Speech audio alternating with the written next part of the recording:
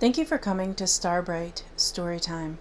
Today's book is Roxaboxen by Alice McLerran, illustrated by Barbara Cooney.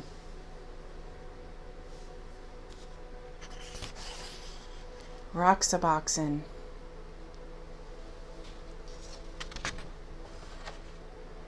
Roxaboxen by Alice McLerran, illustrated by Barbara Cooney.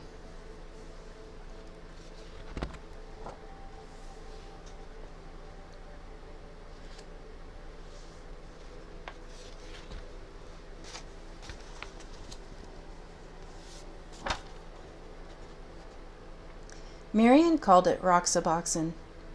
She always knew the name of everything. There, across the road, it looked like any rocky hill. Nothing but sand and rocks. Some old wooden boxes, cactus, and the greasewood and thorny ocotillo. But it was a special place. The street between Roxaboxen and the houses curved like a river, so Marian named it the River Road. After that, you had to ford a river to reach Roxaboxen.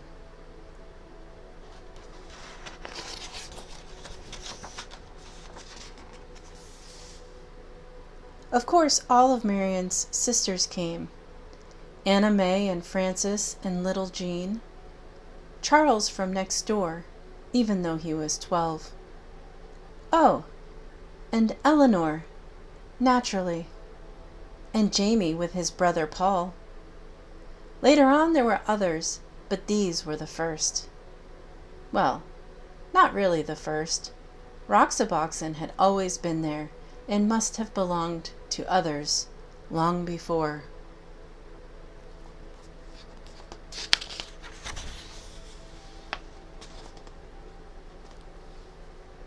When Marian dug up a tin box filled with round black pebbles, everyone knew what it was. It was a buried treasure. Those pebbles were the money of Roxaboxen. You could still find others like them if you looked hard enough.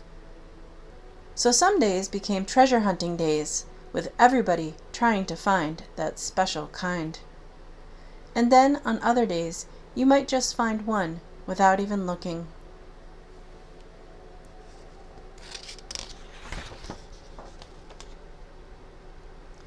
A town of Roxaboxen began to grow, traced in lines of stone. Main Street first, edged with the whitest ones, and then the houses. Charles made his of the biggest stones. After all, he was the oldest. At first the houses were very plain, but soon they all began to add more rooms. The old wooden boxes could be shelves or tables or anything you wanted. You could find pieces of pottery for dishes. Round pieces were the best.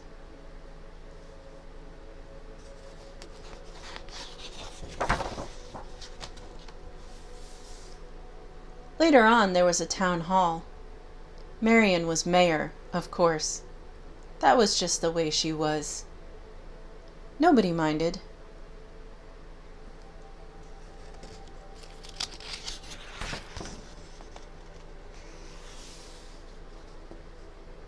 After a while, they added other streets. Frances moved to one of them and built herself a new house outlined in desert glass. Bits of amber, amethyst, and sea green. A house of jewels.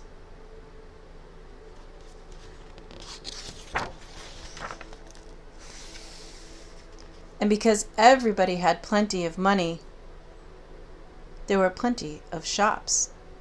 Jean helped Anna May in the bakery. Pies and cakes and bread baked warm in the sun. There were 2 ice cream parlors.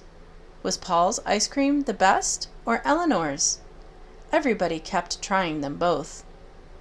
In Roxaboxen, you can eat all the ice cream you want.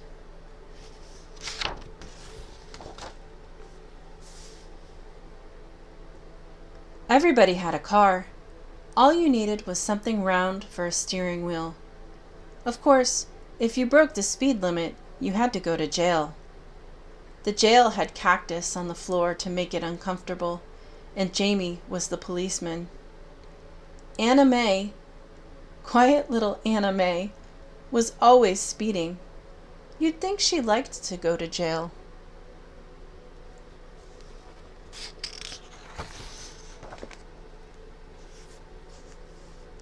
But if you had a horse, you could go as fast as the wind.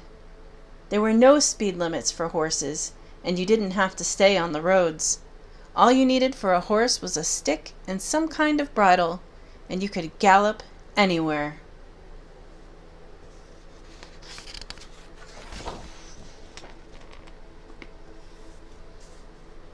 Sometimes there were wars. Once there was a great war, boys against girls. Charles and Marion were the generals. The girls had Fort Irene, and they were all Girl Scouts. The boys made a fort at the other end of Roxaboxen, and they were all bandits. Oh, the raids were fierce, loud with whooping and the stamping of horses. The whirling swords of Ocotillo had sharp thorns, but when you reached your fort, you were safe.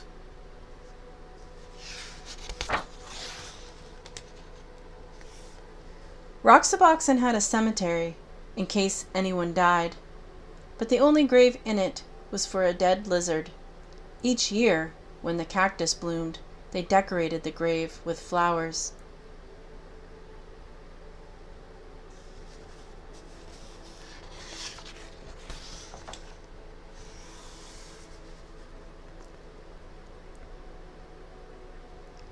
Sometimes in the winter, when everybody was at school and the weather was bad, no one went to Roxaboxen at all, not for weeks and weeks. But it didn't matter. Roxaboxen was always waiting. Roxaboxen was always there. And spring came, and the Ocotillo blossomed, and everybody sucked the honey from its flowers, and everybody built new rooms, and everybody decided to have jeweled windows. That summer, there were 3 new houses on the east slope and 2 new shops on Main Street. And so it went. The seasons changed and the years went by. Roxaboxen was always there.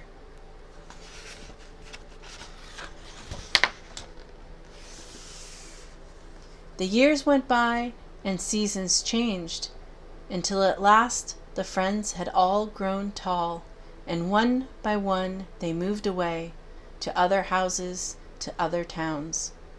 So you might think that this was the end of Roxaboxen, but oh no, because none of them ever forgot Roxaboxen.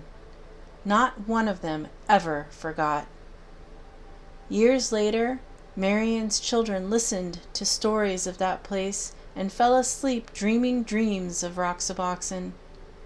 Gray-haired Charles picked up a black pebble on the beach and stood holding it, remembering Roxaboxen.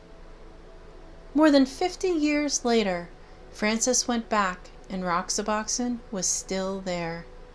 She could see the white stones bordering Main Street, and there, where she had built her own house, the desert glass still glowed, amethyst, amber, and sea green.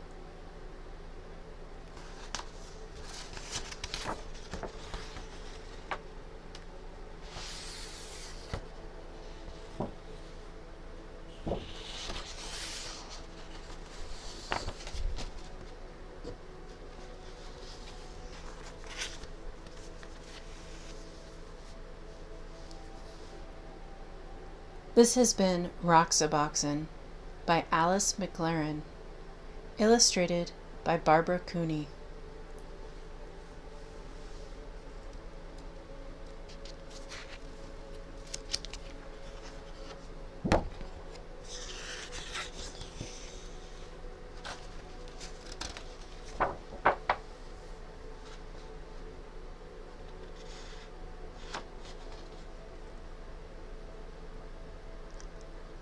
Puffin Books, published by the Puffin Group, Viking Penguin, a division of Penguin Books USA, Inc., New York, New York.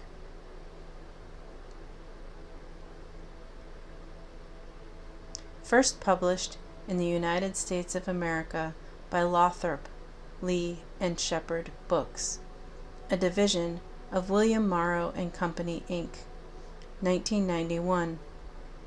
Reprinted by arrangement with William Morrow Company, Inc., published in Puffin Books, 1992. Text copyright Alice McLerran, 1991. Illustrations copyright Barbara Cooney, 1991.